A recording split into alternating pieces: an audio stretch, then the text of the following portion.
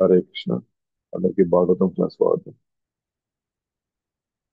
So మనం 23 అధ్యాయంలో ఏ విధంగా దేవహూతి కర్దమ్మునికి ఆమెకున్నటువంటి ఉన్నతమైన గుణాలతో ఆమె సేవ చేసిందో సో మనం అంతా చూసాము. ఒక శిష్యుడు ఒక గురువుకి ఏ విధంగా చూసుకోవాలా, ఏ విధంగా ఆ, సేవ చేయాలా అనేటువంటిది.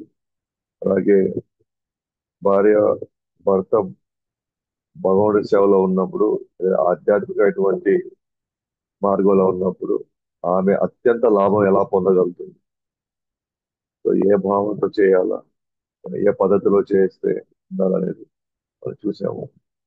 అట్లా ఒక విధంగా కర్దమ్మ ఆమె ఆమె చేసింది ప్రతిదీ తను దగ్గరుండి ఆ, గమనించాడు. ఆమె యొక్క స్థితిలో నుంచి ఆలోచించాడు. వెంటనే భగవంతుడు అయితే తనకి ఏ అనుగ్రహం అయితే ఇచ్చాడో ఆ అనుగ్రహం మొత్తం కూడా ఆమె కూడా దక్కాలి, ఆమె కూడా దక్కుతుంది. ఆ అనుగ్రహాన్ని, ఆ భగవతుడి అనుగ్రహాన్ని అది ఆమె కూడా పంచాలని ఆయన ఆ, నిర్ణయించుకున్నాడు. ఏంటది అంటే, గొప్ప గొప్ప వాళ్ళకు కూడా దొరికినటువంటి అభయం, అంటే భయం లేని స్థితి, శోకము మోహం లేని స్థితి ఏదైతే ఉన్నదో, అది నేను నీకు అందిస్తాను. అంటే భగవంతుని అనుగ్రహం అది నేను పొందగలిగాను, అదే స్థితి నేను నీకు అందిస్తాను. అంటే భగవంతుడికి అనుగ్రహం నిజంగా భయం లేని స్థితి, శోకం లేని మోహం లేని స్థితి ఉండగలిగితే అంతకంటే అదృష్టం ఇంకోటి లేదన్నమాట. భౌతిక ఆనందాలు, భౌతికంగా మనం పడే తాపత్రయాలు ఇవన్నీ కూడా ఆ అనుగ్రహం ముందు ఇవన్నీ పనికిరావు. సో దేవహూతి ఆ, ఒక సంతానాన్ని కోరుకునింది. దాని తగినట్టుగా కర్దమ్ముని ఒక ఆకాశ భవనాన్ని నిర్మించాడు. ఆమె శరీరం ఇప్పుడు సన్నబడి పక్క చిక్కిపోయి, చూడడానికి ఆ సేవ చేసి చేసి పాపం ఆమె బాగా ఆ, ఆమె శరీర ఆకృతి కూడా బాగా మారిపోయింది అనమాట. కాబట్టి ఆమెని కలవడానికి కరదమ్ముని తర్వాత మన దేవహూతి కలవడానికి తగినట్టుగా తగిన వాతావరణము, తగిన శరీర సౌష్టము, అందము, అసలు అలాగే విహరించడానికి కావాల్సినటువంటి ఆకాశ భవనము అన్ని కూడా, సో ఆయన యొక్క యోగ శక్తి ద్వారా అన్ని జరిగాయి అన్నమాట. తర్వాత అది మన కర్దమ్మని 9 మందిగా విస్తరించి సో దేవహూతి కలవడం జరిగింది. సో ఆ సమయం కొన్ని సంవత్సరాలు కూడా క్షణంలాగా అయిపోయింది. సో 9 మంది కుమార్తెలు కన్నారు. వెంటనే తను చెప్పినట్టుగా తాను వెళ్ళిపోవడానికి సిద్ధమయ్యాడు. కానీ దేవహూతి ఉండిపోమని చెప్పి కర్దమ్మని వేడుకున్నది. కానీ ఆల్రెడీ ఫస్ట్ షరతు పెట్టి, అదే ఆల్రెడీ షరతు పెట్టేశాడు, నేను ఖచ్చితంగా వెళ్ళిపోతాను అని. అయితే అతను ఏమన్నాడు, అభయం ఇస్తా అన్నాడు. సో ఆమె అడుగుతున్న అభయం నాకు ఇంకా, వీళ్ళంతా పెళ్లి చేసుకుంటే రేపు వెళ్ళిపోతారు, రేపు నా పరిస్థితి ఏంటి, నన్ను ఎవరు రక్షిస్తారు, సో నన్ను ఎవరు చూసుకుంటారు నాకు అంటే, ఇదేంటిగా ఆమె ఏమనేది, నాకు ఒక పుత్రుడు కావాలి అన్నట్టుగా ఆమె ఉద్దేశం. సో కాబట్టి ఆయన ఉండి కుమార్తెను పెళ్లి చేసి తర్వాత ఒక ఆ, పుత్రుడిని ఆ, కనిచ్చిన తర్వాత తను వెళ్తాడు. అయితే ఇక్కడ ఆమె అంటుందన్నమాట, ఆమె నేర్చుకున్న పాఠాలు మనకు చాలా ఇంపార్టెంట్. మనం సాధన చేసే మన సాధకులం అందరం. సో ఇంద్రియ భోగంలోనే సంవత్సరాల సంవత్సరాల క్షణాల్లాగా అయిపోయినాయి. ఇలాంటి గొప్ప వాళ్ళ సాంగత్యం దొరికి కూడా నేను దుర్వినియోగం చేశాను. అంటే అజ్ఞానంతో నేను భౌతిక వ్యక్తులతో సాంగత్యం చేస్తే బంధకారానికి దారి తీస్తుంది. అదే సాధువులతో గాని మనం సాంగత్యం చేస్తే, భక్తులతో సాంగత్యం చేస్తే మనం ముక్తికి దారి తీస్తుంది. అంటే ధర్మం వైరాగ్యం వైపు నడిపిస్తే వైరాగ్యం సేవకు దారి తీయాలి. అలా సేవకు గాని భగవత్ సేవకు దారి తీయకపోతే అది మనం జీవించున్నా కూడా శవంతో సమానం. కాబట్టి మీలాంటి వ్యక్తుల యొక్క సాంగత్యం దొరికి కూడా నేను సద్వినియోగం చేసుకోలేము, కానీ నేను మోసగింపబడ్డాను. సో నిన్న కరెంటు పోయింది. అంటే బ్రహ్మ సైతం కూడా మాయ నుంచి రక్షణ పొందడానికి భగవంతుడు వేడుకుంటున్నాను. నేను నిత్యం నాకు ఇంత పెద్ద బాధ్యత అప్పచెప్పావు, నేను ఆ చేసే క్రమంలో ఎక్కడో దగ్గర నేను ఖచ్చితంగా అహంకారం గర్వం వస్తుంది, నేనే చేశాను గర్వం రావచ్చు, కానీ అలా రాకుండా ఉన్నారంటే నేను ఏం చేయాల్సిన అన్నప్పుడు కృష్ణుడు ఒకటే అన్నాడు. ఏమన్నాడు?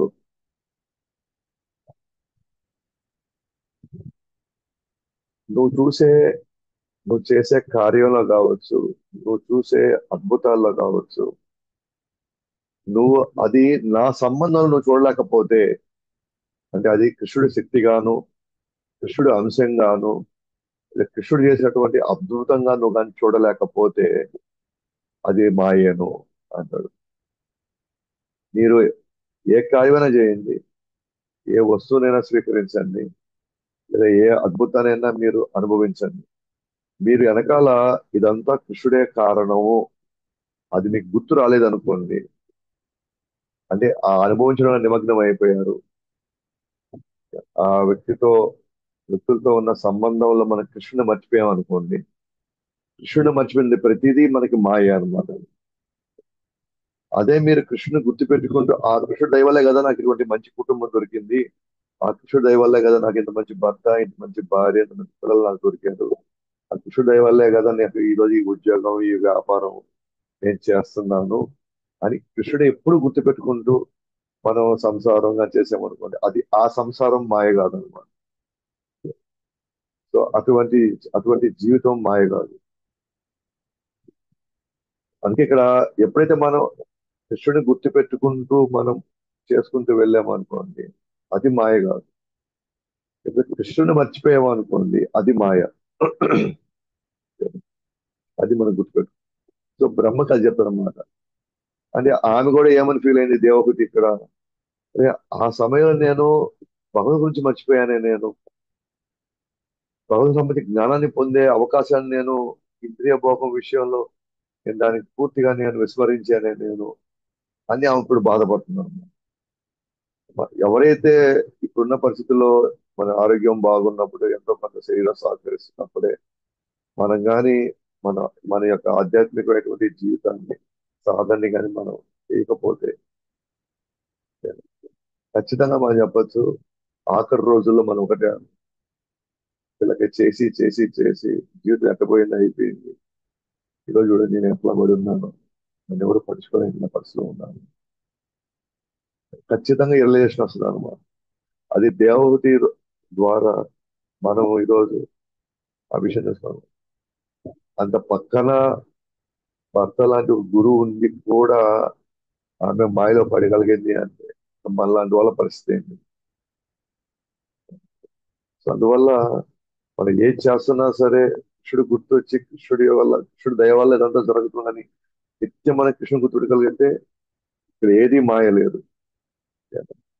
కానీ మీరు గొప్ప గొప్ప కార్యాలు చేశారు, గొప్ప గొప్ప పేరు సంపాదించారు, డబ్బులు సంపాదించారు, హోదా సంపాదించారు, కానీ కృష్ణుని మర్చిపోయారు అనుకోండి, ఖచ్చితంగా అదంతా మాయ. సో ఆ విషయాన్ని మనకి, సో బ్రహ్మ అలా నేను నన్ను ఎప్పుడు గుర్తుపెట్టుకోవాలంటే నువ్వు చేసే ప్రతి దాంట్లో నా యొక్క ఆ, నా యొక్క అనుగ్రహం ఉందని నువ్వు గుర్తుపెట్టుకున్నంత వరకు నువ్వు మాయలో పడవు, లేకపోతే నువ్వు మాయలో పడవు. అలాగే ఇప్పుడు మనం ఎంతో ప్రవచనాలు వింటున్నాం, నామ జపం చేస్తున్నాం, అని చేస్తున్నాం, కరెక్టే. కానీ మనం ప్రసాదం తీసుకున్నప్పుడు కానీ, మనం ఎవరిని కలుసుకున్నప్పుడు కానీ, ఏదైనా సమయంలో కానీ మనం అనుకోవాల్సింది ఏంటంటే, మన కృష్ణుడు యొక్క ఆలోచనలో, కృష్ణుడి యొక్క అనుగ్రహం మనం ఎప్పుడు గుర్తుపెట్టుకోవాలని. సో అదే పద్ధతిలో 24వ అధ్యాయంలోకి ప్రవేశిస్తాము. సో కర్దమ దేవహూతిని ఆదేశించాడు. ఇప్పుడు అవన్నీ కదా ఆ మాటలు చెప్పాను, అయ్యో నేను మోసపోయాను, నాకు నేను అనవసరంగా ఇంద్రియ భోగంలో కాలం అంతా ఒక క్షణంలో గడిచిపోయింది. యాక్చువల్గా మీ దగ్గర నేను ఎంతో, మీ సాంగత్యంలో నేను ఎంతో నేను జ్ఞానాన్ని పొంది ఉండొచ్చు, అని నేను ఇవాళ నా పరిస్థితి ఏంటి, ఇవాళ నాకు అభయం కావాలి, లేకపోతే నేను ఎలా జీవించాలి మీరు లేకపోతే, వెళ్ళిపోతాను, దయచేసి నాకు అభయవాన్ని ఇవ్వండి అని చెప్పేసి ఆ వేడుకోవడంతో ఒక అర్థమని దేవహూతి అంటారు అనమాట. ఏం వాదిస్తున్నారో చూద్దాం. ఎంతో దుఃఖంలో వైరాగ్యంతో మాట్లాడిన దేవహూతిని ఉద్దేశించి కర్దమ ఈ విధంగా పలికాడు. నువ్వు మెచ్చుకోదగినంత వ్యక్తివి, అంతగా బాధపడవలసిన అవసరం లేదు. భగవంతుడే నీ గర్భమున పుత్రుడిగా జన్మించబోతున్నాడు. సో నువ్వు ఆమె నిజంగా బాధపడుతున్నాను. నిజంగా ఆమె చాలా చేసినటువంటి ఒక కాలం ఈ విధంగా అయిపోయింది. నేను ఎంత దౌర్భాగ్యవంతురాలు నేను అని చెప్పేసి ఆమె లోపల లోపల కుమిలిపోతా ఉందన్నమాట. లోపల లోపల ఆవేదన చెందుతా ఉంది. ఈయన వెళ్ళిపోతా ఉన్నారు, అమ్మాయిలు ఉన్నారు, మరి నా పరిస్థితి ఏంటి, నేను తప్పు చేసేసాను. ఆమె రిలీజ్ అవుతా ఉంది, తప్పు తెలుసుకుంటుంది. కానీ ఎప్పుడైతే ఆమె చేసినటువంటి నిస్వార్థమైన సేవ, భర్తకి అంకితమైనటువంటి సేవ అది. చూడండి, అంత సేవలో కూడా ఆమె మర్చిపోగలిగిందంటే, మనం చేసే సేవలో, మనం చేసే సాధనలో మనం ఏం గుర్తుపెట్టుకుంటాం భగవంతుడు ఈ స్థితిలో మనం అసలు. సో కానీ ఆమె మాయలో పడినది ఆమె అంటుంది. కానీ ఎవరైతే సేవ పొందారో వాళ్ళు పూర్తి తృప్తి పడిపోయారు వాళ్ళు. అంటే మనము భగవంతుని తృప్తిపరిచే క్రమంలో కావచ్చు, లేకపోతే గురువు తృప్తిపరిచే క్రమంలో ఒక్కోసారి ఆ, ఆ, మనం తప్పిదాలు చేస్తాం. మనం ఒక్కోసారి మోహంలో పడతాం, ఒకసారి మాయలో పడతాం. కానీ గురువు ఏం చేస్తుంది తెలుసా? అరే, ఇప్పుడు మాయలో పడ్డావు కదా, నువ్వు ఇంకా నువ్వు పనికి రావులే, నీ జీవితం ఇంక ఇంతేలే అని చెప్పేసి అలా అలా తేలిగ్గా భౌతిక వ్యక్తులు, కృతజ్ఞత లేని వ్యక్తుల్లాగా ప్రవర్తించరు గురువు.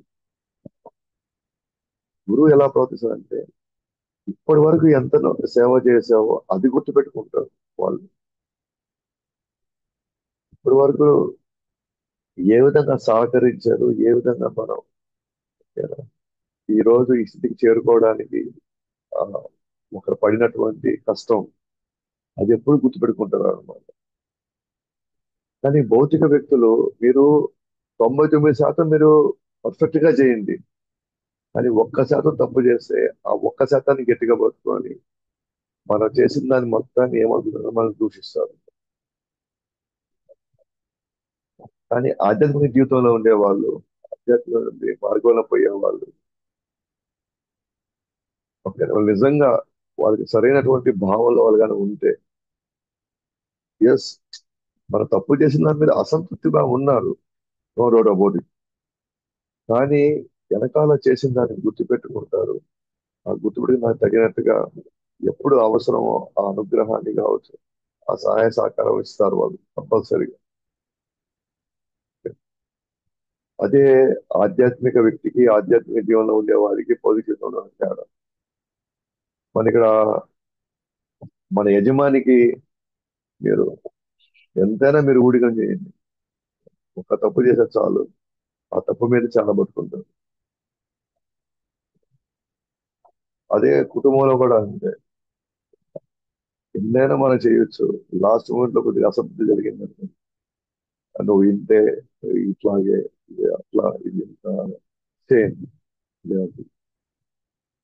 అందుకే ఇక్కడ ఒక ఆధ్యాత్మిక గురు స్థానంలో ఉన్నటువంటి కర్దమ్ముని యాక్చువల్గా చాలా మెచ్చుకోదగ్గ. నువ్వు అసలు బాధపడాల్సిన అవసరం లేదు. అండ్ నువ్వు చేసిన ఈ సేవకు భగవంతుడు తృప్తిపడ్డాడు. తృప్తిపడి ఎటువంటి నిర్ణయించాడు? ఎంత సేవ మెచ్చుకోకపోయి ఉంటే, ఎంత ఆమె ఆమె పడినటువంటి ఆ శ్రమ, కఠినమైనటువంటి ఆ సాధన, ఆ తపస్సు, see, నిజమైన సాధన చేసే వాళ్ళకంటే నిజమైన సాధనకు సహకరించే వాళ్ళకే ఎక్కువ తపస్సు చేయాలి, ఇంకా ఎక్కువ కష్టం తీసుకుంటారు వాళ్ళు. ఇప్పుడు తపస్సు చేసే వాళ్ళు ఏం చేస్తారు? వాళ్ళ దగ్గర కూర్చుంటున్నారు, భగవంతుని ధ్యానం పెడతారు. కానీ సేవ చేసే వాళ్ళు అనుక్షణం తలుచుకుంటారు అన్నమాట.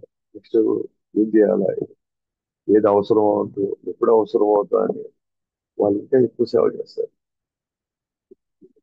కానీ ఆ సేవలో ఎక్కడా కానీ డూప్లిసిటీ లేదన్నమాట. డూప్లిసిటీ అంటే అర్థం ఏంటంటే మనసులో ఒకటి పెట్టుకొని బయట ఇంకోటి చేయడం అన్నమాట. ఇది ఇది భౌతిక జగత్తులో పనికొస్తుంది. మన ఫ్రెండ్స్ ని మెయింటైన్ చేయడంలో, మన బంధువులు మెయింటైన్ చేయడంలో, వాళ్ళ మీద మన మనసు ఒకలాగా ఉంటుంది, బయట మనం ఒకటిలాగా మాట్లాడాలి తప్పదు. దాన్ని ఏమంటారు? డూప్లిసిటీ అంటే. అది అది భౌతిక జగత్తులో డూప్లిసిటీ అనేది ఒక భాగం. అంటే ఇది స్వభావం అంతే. కానీ భక్తులతో డీల్ చేసేటప్పుడు, ఆధ్యాత్మికులతో డీల్ చేసేటప్పుడు మాత్రం మనం లోపల ఒకటి పెట్టుకొని బయట ఒకటి చెప్పకూడదు, మాట్లాడకూడదు.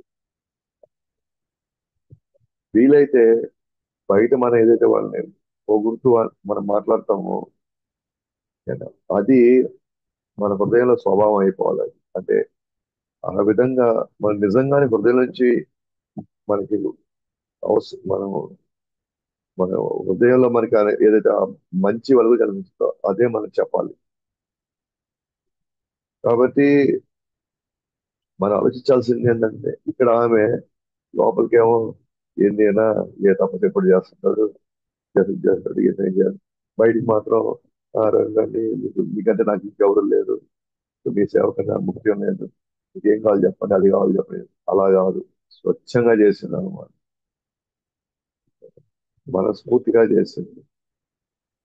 భర్త యొక్క కష్టాన్ని తన కష్టం కింద తీసుకుంది, గురు యొక్క కష్టాన్ని తన కష్టం కింద శిష్యుడు తీసుకుంటాడు. కాబట్టి సరళత్వం అంటే మనసులో ఆ, నిజంగానే ఆమె ఎంతో ప్రేమతో, ఎంతో గౌరవంతో, ఇష్టంతో చేసింది. కాబట్టి ఎంత కఠినమైందైనా సరే ఆమెకు అసలు కష్టమే అనిపించలేదు. మనందరికీ ఒక్కోసారి సాధన ఎందుకు కష్టం అవుద్ది, ఒక్కోసారి సేవ ఎందుకు కష్టం అవుతుంది, మనసులో మనకి ఇంకా కృష్ణుడి మీద అంత ప్రేమ లేదు, కృష్ణుడితో మనకి అంత సంబంధం లేదు. అందుకే మనకి కష్టం అనిపిస్తుంది. అందుకే ఎందుకు మనం నిరంతరం కృష్ణ కథ, నిరంతరం మనం సేవలో ఉంటాం. ఎస్, ఖచ్చితంగా ఇప్పుడు ఎక్కువ శాతం మంది మన దుక్కు సిటీలోనే ఉంటాం మనం.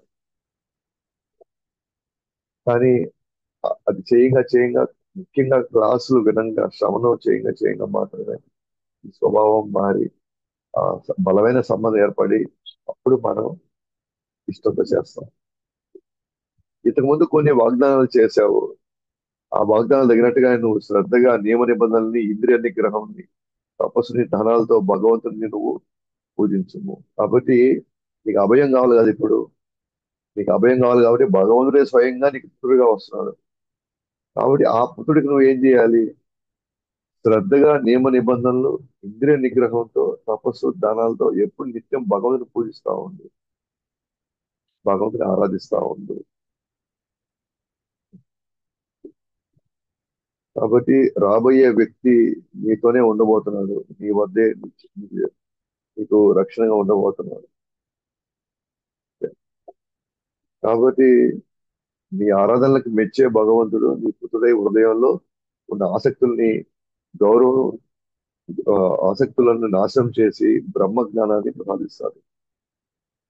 ఇప్పుడు నువ్వు ఈ దానాలు చేయి, ఈ తపస్సు చేయి, ఇంద్రియ నిగ్రహం చేసుకోండి, నియమ నిబంధనలు పాటించండి, ఓకేనా? నువ్వు దేవుణ్ణి పూజిస్తావు అంటూ నీ ఆరాధనకి మెచ్చి భగవంతుడు ఏం చేస్తాడు అని అంటే, ఆల్రెడీ నీ పుత్రుడే నీ హృదయంలో ఉన్నటువంటి ఆసక్తులన్నీ, భౌతిక ప్రపంచం మీద ఉన్నటువంటి అన్ని ఆకర్షణలు, బంధకాలు అన్ని కూడా ఆయన నాశనం చేస్తాడు.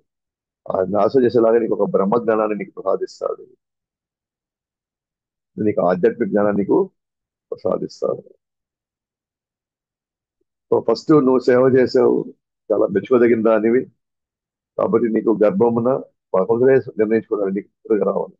సో పుత్రుడిగా వచ్చాడు కదా, కాబట్టి శ్రద్ధగా నియమ నిబంధనలతో, ఇంద్రియ నిగ్రహంతో, తపస్సు, ధ్యానాలు చేసుకో, సాధన చేసుకో. సో ఆ విధంగా నువ్వు ఆరాధన చేయడం వల్ల భగవంతుడు మెచ్చి నీ పుత్రుడై హృదయంలో ఉన్న ఆసక్తులన్నీ, హృదయంలో ఉన్న అలిషడ్ వర్గాలన్నీ, త్రిగుణాలన్నింటినీ ఆయనే మొత్తం కట్ చేస్తాడు ఆయన. తర్వాత ఆ కట్ చేసేటువంటి బ్రహ్మజ్ఞానాన్ని ప్రసాదిస్తాడు. సో అలా అలా చెప్పాడు. కాబట్టి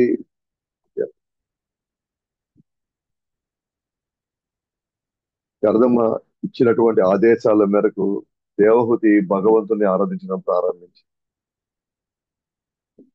రోజు భగవంతుని పూజ చేయడం ప్రారంభించి భగవంతుని కలుసుకోవడం ప్రారంభించి కొన్ని సంవత్సరాల తర్వాత భగవంతుడే కర్దమ్మ యొక్క వీర్యం ద్వారా దేవహూతి గర్భంలో భగవంతుడు ఆవిర్భవించాడు.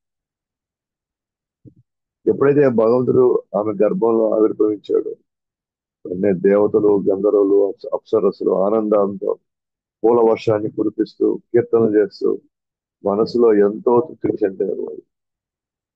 భగవంతుడు మొత్తానికి ఆవిర్భవించాడు దేవహూతి గర్భం. దేవతలు సంతోషం, గంధర్వులు సంతోషం, యావత్ లోకాల్లో ఉన్నత లోకాలు అటువంటి అందరూ కూడా హ్యాపీగా ఉన్నారు. భగవాన్ ఆవిర్భం కోసం వెయిట్ చేస్తారు, పూల వర్షం కురిపిస్తున్నారు, కీర్తన చేస్తారు. కాబట్టి ఎప్పుడైతే దేవహూతి గర్భమునటువంటి కట్లు భగవానుడు వచ్చాడో బ్రహ్మ, మారీచి, ఇతర ఋషులంతా కూడా అంటే బ్రహ్మ కుమారులు అందరూ ఆ చోటుకి వచ్చేసారు భగవంతుడిని కీర్తించడానికి, భగవంతుని ఆహ్వానించి కీర్తించడానికి.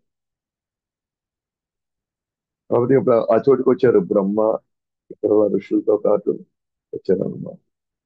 బ్రహ్మ నిజంగానే స్వయంభవాన్ని కీర్తిస్తాడు అన్నమాట.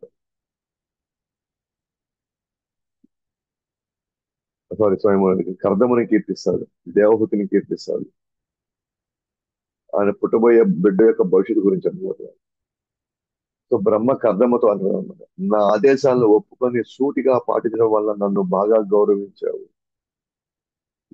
నేను ఆదేశాలు ఇచ్చాను, నువ్వు ఒప్పుకున్నావు, నేను చేస్తానని నువ్వు చెప్పావు, గట్టిగా నువ్వు పాటించావు వల్ల నువ్వు యాక్చువల్గా నన్ను బాగా గౌరవించావు. ఈ పాయింట్ చాలా ఇంపార్టెంట్ అన్నమాట. గురువుని గౌరవించడం అంటే పక్కకు వచ్చి ఆ గురువు గారు అన్నమో, లేదా ప్రభుజీ లేదా మహారాజ్ అన్నాం, అది కాదు యాక్చువల్ గౌరవం ఇవ్వడం అంటే.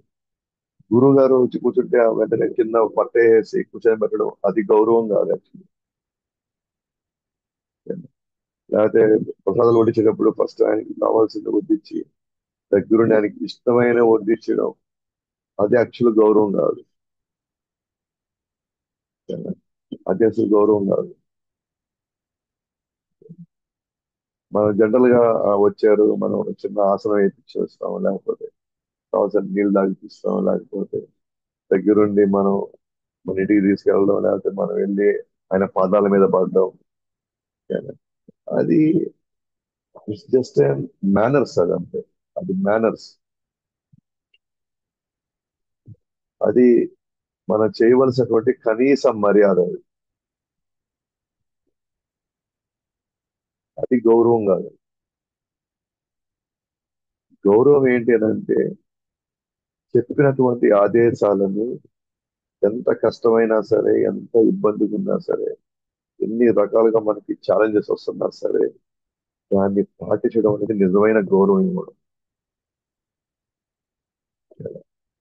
మనకు ఒక బాధ్యత అప్పచెప్పినప్పుడు, మనకు ఒక సేవ అప్పచెప్పినప్పుడు, ఒక మనకు ఆదేశించిన దాన్ని నిర్వర్తించడానికి మనం పడేటువంటి కష్టం చూసారా, పడే ఇబ్బంది. ఎస్, మన చుట్టుపక్కల వాతావరణం సహకారం ఉండదు, కుటుంబం నుంచి ఒకసారి సహకారం ఉండదు, ఒకసారి మనం చేసే పనులు మనకు సహకారం ఉండదు.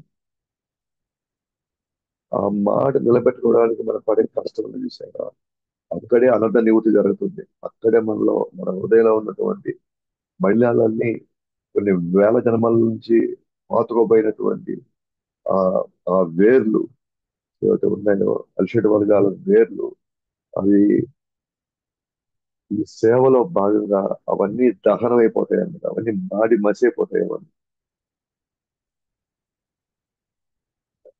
మాట నిలబెట్టుకోవడం అనేది ఇక్కడ గౌరవించడం.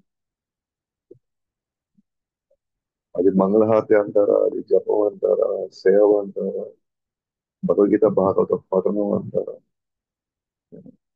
అది మనం నిలబెట్టుకున్న అది నిలబెట్టుకోకుండా అటువంటి ఎందుకు ఎందుకు గురువు మనకి అలాంటి సేవ ఇస్తున్నాడు? ఆ సేవ చేసే మన కృష్ణుడి దగ్గరికి వెళ్తాం కాబట్టి, అలాంటి సేవలు చేసే మన వ్యక్తిత్వం మారుతుంది కాబట్టి, మన స్వభావం మారుతుంది కాబట్టి, మనలో ఉన్న లోపాలు లోటుపాట్లు అన్ని కూడా చక్కదిద్దబడతాయి కాబట్టి మనకి ఆదేశం ఇచ్చేది మిమ్మల్ని కష్టపెట్టాలని కాదు, లేదా మిమ్మల్ని ఇబ్బంది పెట్టాలని కాదు. మిమ్మల్ని ఆ కష్టం అని ఇప్పుడు తీసుకుంటేనే మన వ్యక్తిత్వం మారుతుంది, మన స్వభావం మారుతుంది. ఆ స్వభావం మారితేనే మనం గోలోకం వెళ్ళగలం, వైకుంఠం పోగలం. నరనరాల్లో జీర్చుకున్నటువంటి అహంకారము, గర్వము, కామక్రోధ మోహన వసగాలు అది బయటికి రావాలి అని అంటే మన ఆదేశం ఎంత కష్టమైనా మనం పాటించాలి. అందుకే చెప్పాను, క్లాసులు వినడం మోస్ట్ ఇంపార్టెంట్, వినింది పాటించడం ఇంకా చాలా కష్టం కదా. కానీ ఇప్పుడు దేవహూతి రాజభోగాల నుంచి సడన్ గా మనం తీసుకుని ఒక అడవిలో పడేస్తే ఆ కష్టం సామాన్య కష్టం అది.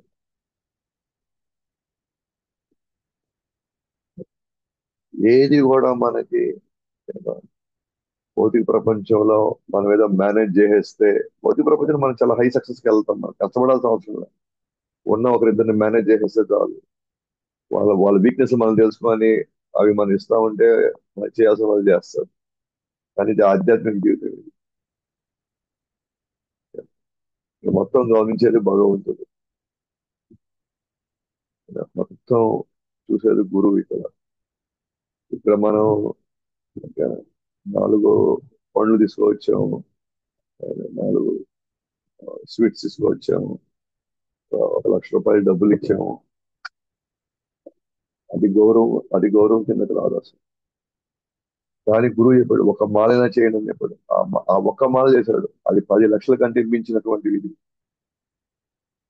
అది మీరు ఇచ్చే 10 కోట్ల కంటే మించింది అది.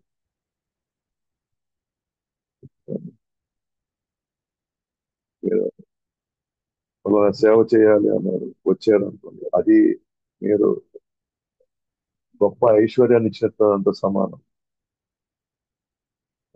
రండి మీరు రోజు భగవద్గీత భారత భాషగా రండి అన్నప్పుడు ఆ మాటని గౌరవించి కష్టపడి మనం వస్తాం చేశారా, అది ఆ మాటని ఏదైతే మనకి వచ్చారో మనకి ఇచ్చారో దాన్ని నిలబెట్టుకోవడంలో పడే కష్టం ఉంది చూసారా, ఆ కష్టము గురుని సంతోషపెడుతుంది. అది ఇక్కడ బ్రహ్మ అంటున్నాడు. నా ఆదేశాలు ఒప్పుకొని సూటిగా పాటించారు, దానివల్ల నాకు గౌరవం ఇచ్చారు మీరు, నన్ను గౌరవించారు. సో కనిపించినప్పుడు హరే కృష్ణ అనుకోవడం, లేకపోతే మంచి మంచి మాటలతో తీపి ఆ మాటలతో వాటిలతో మనం అసలు గౌరవాన్ని అది ఆయనది గౌరవంగా తీసుకోవడం అసలు. నిజమైన గౌరవం ఏంటి అని అంటే సాధన మార్గంలో, సేవ మార్గంలో మన వ్యక్తిత్వాన్ని మార్చుకోవడం వల్ల ఆయన సంతోషపడతారు. ఒకప్పుడు ఆవేశంలో ఉన్నాం, ఒకప్పుడు వాటర్ పెట్టి వెనకాల పరిగిస్తాం, ఒకప్పుడు దాని గురించి దీని గురించి ఆలోచిస్తాం. ఇప్పుడు కృష్ణుడి గురించి ఆలోచన స్టార్ట్ అయ్యింది, అక్కడ గౌరవం వస్తుంది, యాక్చువల్ గౌరవం. అండ్ నిజమైన హృదయపూర్వకంగా అంటే మనస్ఫూర్తిగా గురువు అక్కడ వాళ్ళని వాళ్ళ జాగ్రత్తలు వాళ్ళని ఏ విధంగా మనం కాపాడుకోవాలి అని గురువు ఆలోచించడం ప్రారంభిస్తారు. అంతేగాని మిగతా పైన ఈ మెరుగులు ఇవన్నీ ఆల్రెడీ గురువు చూసేశాడు, ఇవన్నీ అబద్ధాలే.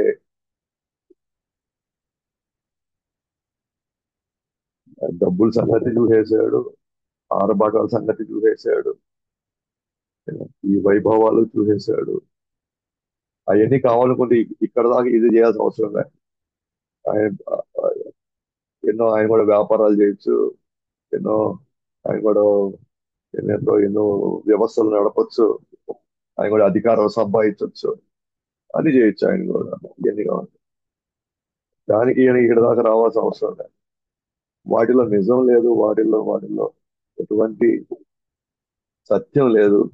అది చివరి దాకా అది నిలబడేవి కావు అని తెలిసే ఇక్కడికి వచ్చింది. అందుకే మనం మభ్య పెట్టలేము. మనం మేనేజ్ చేయాలనుకుంటే అది మేనేజ్ చేయలేము మనం ఇది చేసాంలే అని హ్యాపీగా ఉంటాడు. అది భౌతిక ప్రపంచంలో వర్కౌట్ అవుతుంది అదంతా. మనం పలానా ఎమ్మెల్యేకి ఇచ్చాంలే, పలానా యజమానికి ఇచ్చాంలే, ఆయన సంతోషంగా ఉంటాడు. అక్కడ ఓకే అవన్నీ. ఇక్కడ వర్కౌట్ కాదు అవన్నీ. ఇక్కడ దిగాల్సిందే. మనం మనం ఇచ్చేటువంటి ఆదేశాన్ని కష్టమైన మనం పాటించడానికి మనం ప్రయత్నించాలి. అది మనం నిజంగా గౌరవించడం. సో ఆ గౌరవం ఎప్పుడు ఉంటుంది అనమాట. అది దగ్గర లేకపోయినా ఉంటుంది వాళ్ళ మీద ఆ గౌరవం. అందుకని 24 గంటలు పక్కన ఉండి ఎవడు డూప్లిసిటీగా, ఎవరు మనసు ఒకటి పెట్టుకొని ఒకడు మాట్లాడుతున్నాడు, దూరంగా ఉన్న ఎవరు ఎంత అభిమానంగా ఉంటున్నారు, ఆ ఆదేశాన్ని ఎంత చక్కగా పాటిస్తున్నారు, ఎంత శ్రద్ధగా పాటిస్తున్నారు, అది ఆల్రెడీ తెలుసు అన్నమాట. అందుకే ఈ విధంగా ఇప్పుడు బ్రహ్మ అంటున్నాడు, ఈ విధంగా తండ్రి లేదా ఆధ్యాత్మిక గురువును పాటించే గౌరవతో విధానము అలాగేనండి అనాలి. అంటే వాళ్ళు ఆదేశించారు అనుకోండి, ఏమనాలా? ఎస్ సార్, అలాగే నేను చేస్తాను. స్వయం మనకు చెప్పాడు, నువ్వు ఇట్లా చేయాలి, అలాగేనని నేను చేస్తాను అని చేసి అలాగే అని ఒప్పుకున్నాడు కదా.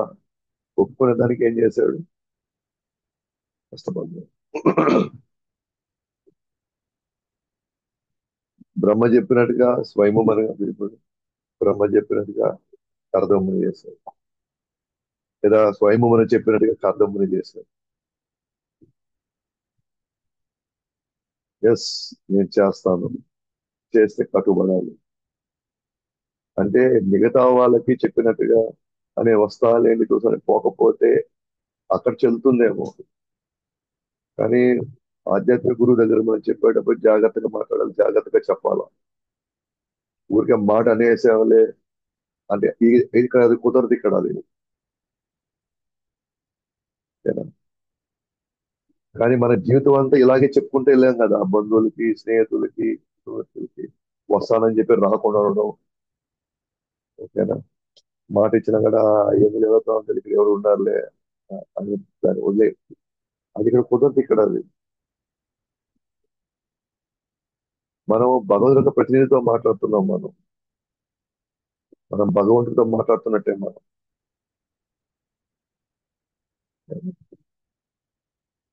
ఎందుకంటే ఆదేశం మనం పాటిస్తేనే మనం గౌరవించినట్టు.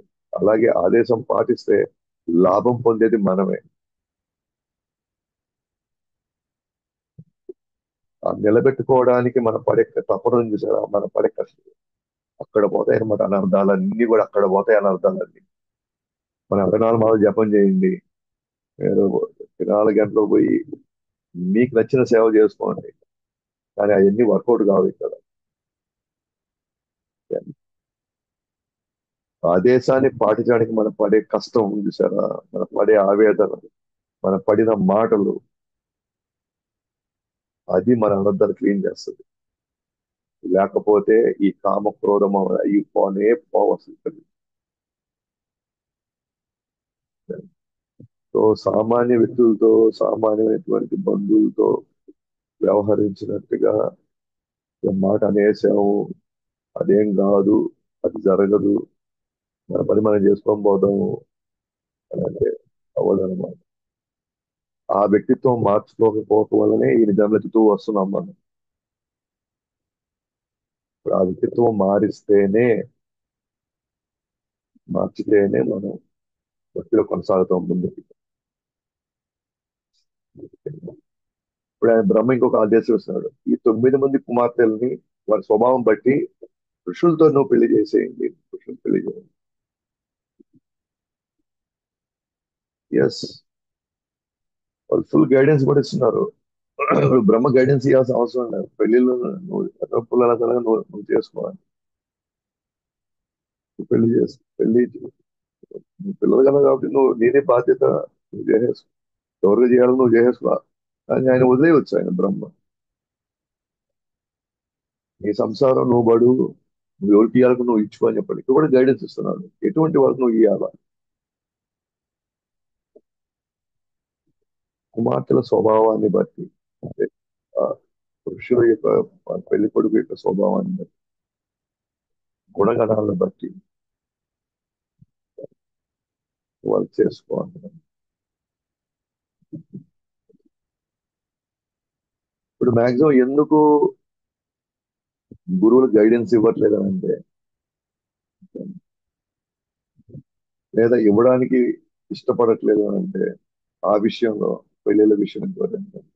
ఎందుకంటే మనకి చిన్నప్పటి నుంచి కొన్ని ఎక్స్పెక్టేషన్స్ ఉన్నాయి. పలానా అమ్మాయి కావాలా, లేదా పలానా అబ్బాయి అల్లుడు కావాలి, పలానా అమ్మాయి, లేదా ఆ అబ్బాయి అమ్మాయికి కొన్ని ఎక్స్పెక్టేషన్స్ ఉన్నాయి. అంటే మన చిన్నప్పటి నుంచి బలంగా దాని మీద ఏర్పరచుకున్న కొన్ని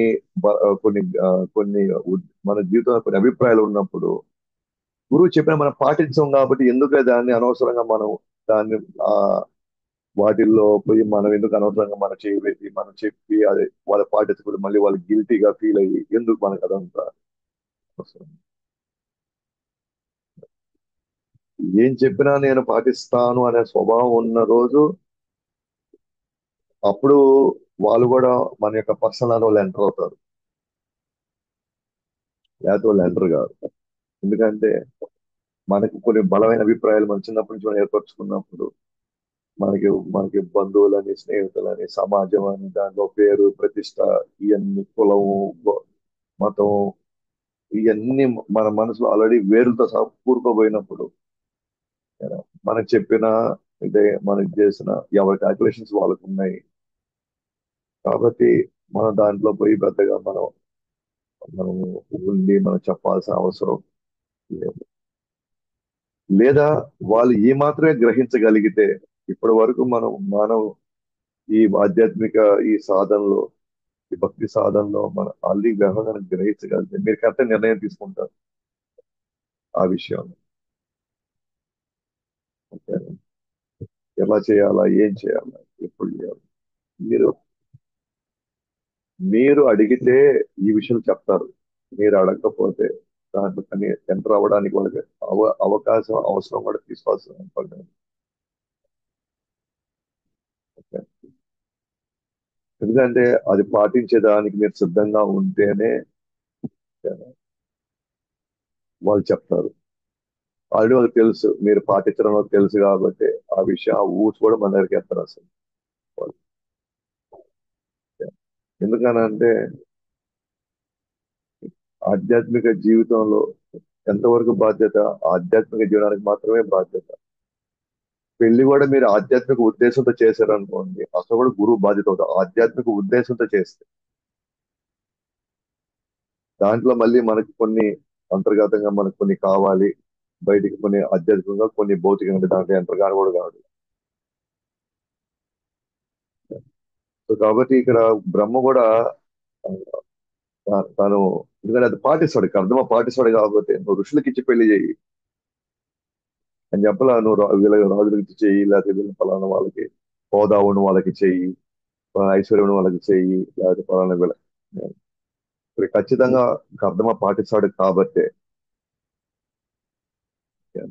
ఏం చెప్పాడు, వెళ్ళి మీరు చేయండి, ఇబ్బంది ఏం లేదు, ఋషులకు చేయండి, వెళ్ళి ఋషులకి ఇచ్చి చేయండి. అప్పుడు బ్రహ్మ అంటున్నాడు, నాకు తెలుసు భగవంతుడే అంతర్గత శక్తితో ఆయన కపిలుడై ఆవిర్భవిస్తున్నాడు, గర్భంలోకి రాబోతున్నాడు. యోగ జ్ఞాన మరియు విజ్ఞానంతో లోతుగా పాతుకుపోయిన కోరికలను వేరులతో సహా లాగేస్తాడు. ఈ భగవంతుడు ఎందుకు వస్తున్నాడంటే యోగ విధానం, జ్ఞాన విధానం, తర్వాత విజ్ఞానం, ఇవన్నీ ప్రచారం చేయడం వల్ల లోతుగా ఎప్పుడో పాతుకుపోయిన అనేక వేరులను వాటిని లాగేయడానికి, అది ప్రచారం చేయడానికి భగవంతుడు ఇప్పుడు ఆవిర్భవిస్తున్నాడు. కాబట్టి బ్రహ్మ ఇప్పుడు దాకా కర్దముతో మాట్లాడాడు, ఇప్పుడు దేవహుతితో మాట్లాడుతున్నాడు. భగవంతుడు నీ గర్భంలో ఉన్నాడు, మీలోని అజ్ఞానం మరియు సందేహాన్ని తొలగించి ప్రపంచమంతా ప్రయాణిస్తాడు. సో మీలో కావాలి కదా, మీకు అభయం కావాలి, మీకు శోకం లేనటువంటి ఒక జీవితం కావాలి. ఈ మోహం కావచ్చు, లేకపోతే లో- మన భయం కావచ్చు, శోకం ఎందుకు వల్ల? అజ్ఞానం వల్లే శోకం వస్తుంది. కాబట్టి సందేహాలు ఉన్నంత వరకు మనకి ఇవి వస్తున్నాయి. కాబట్టి భగవంతుడు ఆవిర్భవించి మీలో ఉన్న అజ్ఞానాన్ని సందేహాలను తొలగించి మీకు అభయం ఇచ్చి ఆయన వెళ్ళిపోతాడు. సో కపిల భగవానుడిగా పిలువబడతాడు.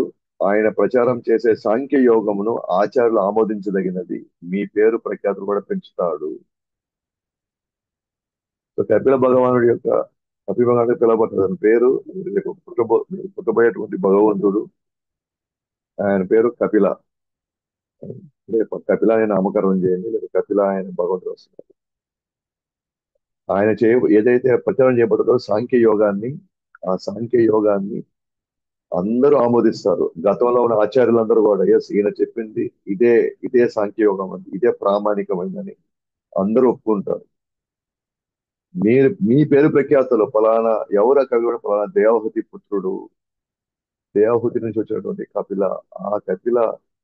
కాబట్టి దేవహూతి ఫస్ట్ పేరు ముందుకు వస్తుంది.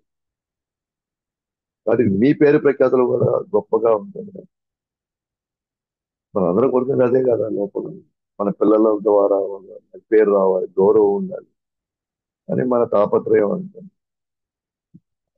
కానీ ఆధ్యాత్మిక జీవితంలో నుంచి వచ్చేటువంటి ఏ బిడ్డ అయినా సరే, ఆధ్యాత్మిక సాధనలో, భక్తి సాధనలో ఏ బిడ్డ అయినా సరే, వాళ్ళ దగ్గర నుంచి గౌరవం తెచ్చిస్తారు కంపల్సరీ.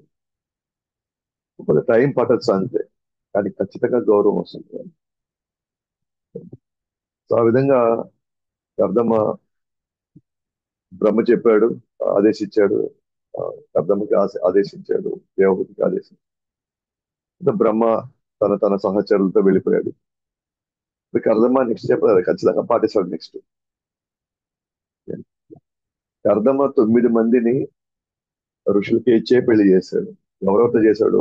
కళ అనే అమ్మాయిని మారీచికి ఇచ్చాడు, అనసూయని అత్రికి ఇచ్చాడు, శ్రద్ధ అనే ఆమెని అంగిరమునికి ఇచ్చాడు, హవిర్భు అనే ఆమెని పులస్త్యమునికి ఇచ్చాడు, గతి పులహకి ఇచ్చాడు, ప్రియ అనే ఆమెని క్రతుకి ఇచ్చాడు, ఖ్యాతి అనే ఆమెని భృగుమునికి ఇచ్చాడు, అరుంధతిని వశిష్ఠుడికి ఇచ్చాడు, శాంతిని అధర్వ అనే మునికి ఇచ్చాడు. అంటే ఎగ్జాక్ట్ గా ఎవరెవరు వాళ్ళ పిల్లలు ఉన్నారో, వాళ్ళ కుమార్తెలు ఉన్నారో, కుమార్తెలందరినీ తగిన విధంగానే ఋషులకి, మునులకి తెలియజేశాడు.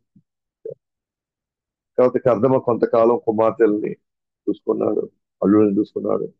తర్వాత వాళ్ళ ప్రయాణాలు వాళ్ళు వెళ్ళిపోయారు, వాళ్ళ ఆశ్రమాలకు వాళ్ళు వెళ్ళిపోయారు. సో నేను చెప్పాను కదా, ఆల్రెడీ కపిల భగవానుడు గర్భంలో ఉన్నాడు. సో ఆయన భూమి మీదకి ఆవిర్భవించేశాడు, పెళ్లి చేసేసాడు కర్దమ్మ. నెక్స్ట్ ఏంటి, ఇంకా కర్దమ్మ వెళ్ళాలి. ఎందుకంటే పుత్రుడు వచ్చేసాడు, అభయం కావాలన్న ఆమెకు అభయం వచ్చేసింది. ఇంకా ఆ భగవంతుడు ఇచ్చేటువంటి జ్ఞానంతో శోకం కూడా లేని స్థితికి వెళ్ళిపోతుంది. ఈ జ్ఞానాన్ని ఆమె సందేహాలు, అజ్ఞానాన్ని మొత్తం కానీ అద్భుతమైనటువంటి ఆ, సంభాషణ జరుగుతుంది అనమాట. తర్వాత ఎవరితో? దేవహూతికి కపిల భగవానుడికి ఇద్దరి మధ్య జరిగేటువంటి సంభాషణ నిజంగా అద్భుతం అసలు. ఒక బద్ధ జీవుడు ఏ విధంగా తాను కష్టాలు పడుతున్నాడు, ఇబ్బంది పడుతున్నాడు, మనం ఎన్ని కోణాల్లో నుంచి మనం ఆ, దీని నుంచి ఎట్లా బయటపడాలని మనం ఆలోచిస్తున్నాము. మరి ఆ పరిష్కారం కూడా మనకి కపిల భగవానుడు దేవహూతికి ఇస్తున్నాడు. ఇంకా ఆమె మన ప్రశ్నలే అడుగుతున్నాను, మన స్థితిని దృష్టిలో పెట్టుకునే ఆమె అడుగుతుంది. సో కాబట్టి తర్వాత కర్దమ్మ వెళ్ళిపోవడం, తర్వాత దేవహూతి ఆమె చేసేటువంటి నెక్స్ట్ సాధన, సో ఆమె కపిల భగవాన్ ఆ జ్ఞానం ప్రసాదించమని చెప్పేసి ఆమె వేడుకోవడం. ఇక్కడ కోడి తన కుమారుడే భగవంతుడైనాడు. దేవహూతి యొక్క పుత్రుడు కపిలుడు. చాలా కపిలుల పేర్లు చాలా మంది ఉన్నారు. కపిల భగవాన్ ఇంకొక కపిల కూడా ఉన్నాడు. ఆయన ఏంటంటే మొత్తం నాస్తికవాదాన్ని, సాంఖ్య యోగం పేరుతో నాస్తికవాదాన్ని సృష్టించాడు. ఆ కపిల అంటే రెండు రకాల కపిలు ఉన్నారు ఇక్కడ. ఏ కపిల అయితే దేవహూతి గర్భం పుట్టాడో ఆ కపిల గురించి మనం తెచ్చుకుంటే సాంఖ్య యోగం, యోగ మార్గం, భక్తి మార్గాన్ని మనం వెళ్తాం. అంతేగాని ఏ కపిల భగవానుడు తీసుకున్నా సరే ఆ కపిల భగవానుడు అని చెప్పేసి మన ఆ పుస్తకం లేకపోతే ఆ శాస్త్రం తీసుకున్నాం అనుకోండి, మన మన జీవితం అస్తవ్యస్తం అయిపోతుంది. మన జీవితం. కాబట్టి మనము ఆ, మన మన మనం చాలా క్లియర్గా ఉండాలన్నమాట ఈ విషయంలో. ఓకేనా? ఆ, అందుకని ఎటువంటి కపిల భగవానుడు. సో ఆ కపిల భగవానుడు దేవహూతి కదా, అందుకే ఆమెకు కూడా అంత పేరు వస్తుంది. నాకు తెలిసి తల్లిదండ్రుల్లో కానీ పోల్చారనుకోండి, మంచి సంతానం అయితే మాక్సిమం తల్లికి ఎక్కువ పేరు వస్తుంది. శాస్త్రంలో ఎక్కువ సందర్భాల్లో తల్లికి ఎక్కువ పేరు వచ్చింది. యశోద మాతకి ఎక్కువ పేరు వచ్చింది నంద మహారాజు కంటే కూడా. రోహిణి మాతకి ఎక్కువ పేరు వచ్చింది వసుదేవుడి కంటే కూడా. దేవకికి పేరు ఎక్కువ వచ్చింది వసుదేవుడి కంటే కూడా. అట్లా దశరథ మహారాజు కంటే కూడా కౌశల్యకి ఎక్కువ పేరు వచ్చింది. అంటే మీరు చూడొచ్చు శాస్త్రంలో, అంటే ఒక్కొక్క తల్లి ఆమె ఆమె ఆమె ఆ, ఆమె కన్నటువంటి ఎవరైతే సంతానం ఉందో వాళ్ళని భక్తి మార్గంలో నడిపించడంలో వాళ్ళు పడేటువంటి ఆ కష్టం నిజంగా అక్కడే వాళ్ళకి గౌరవం, అక్కడే వాళ్ళకి పేరు వచ్చేది. అందుకే తండ్రుల పేర్ల కంటే కూడా తల్లి పేరు ఎక్కువ ఉంది. ఎందుకంటే జనరల్ గా తండ్రులు అంటే ఆ కాలంలో తండ్రులు తపస్సు చేసి లేకపోతే ఎత్తులని చేసి వాళ్ళు వెళ్ళిపోయారు. వాళ్ళ సాధనకు వాళ్ళు వెళ్ళిపోయారు. కానీ వెనకాల ఉండి కష్టపడి తీర్చిదిద్ది జనరల్ సర్కమ్స్టెన్సెస్ చెప్తున్నాను. అప్పుడు ఆ క్రెడిట్ అంటే ఎవరిది? అప్పుడు తల్లికి ఎక్కువ అవకాశం ఉంటుంది.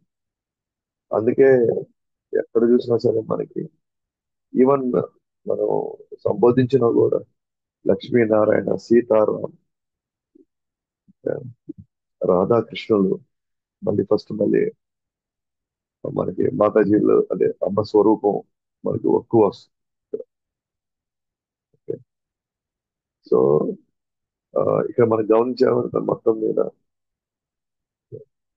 అందుకే వీళ్ళ కర్దమ్ముని దేవహూతి యొక్క జీవితాలు, వాళ్ళ వాళ్ళ మధ్య జరిగినటువంటి అనేక, ఓకేనా, ఆ, ధనవంతులు జరిగిన సంభాషణలు లేదా వాళ్ళ మధ్య జరిగినటువంటి అనేక కార్యాలు, ఓకేనా, అన్నీ కూడా ఒక ఆదర్శమైనటువంటి ఒక కుటుంబంలో ఆదర్శమైనటువంటి భార్యాభర్త ఏ విధంగా వాళ్ళ జీవితాన్ని మలుచుకోవాలి, ఏ భావంలో జీవితాన్ని గడపాలి అని మనకు ఒక మంచి ఎగ్జాంపుల్ అన్నమాట కళ్ళమూరి దేవత.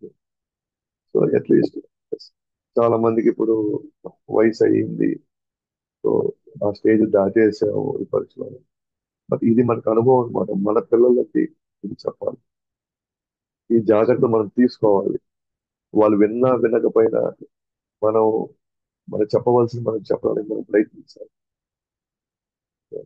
అప్పుడే ఒక మన స్థానాన్ని మన గౌరవం నిలబెట్టుకుంటాం. సో మిగిలిన మనం ఆ, రేపు క్లాస్ లో చూస్తాం.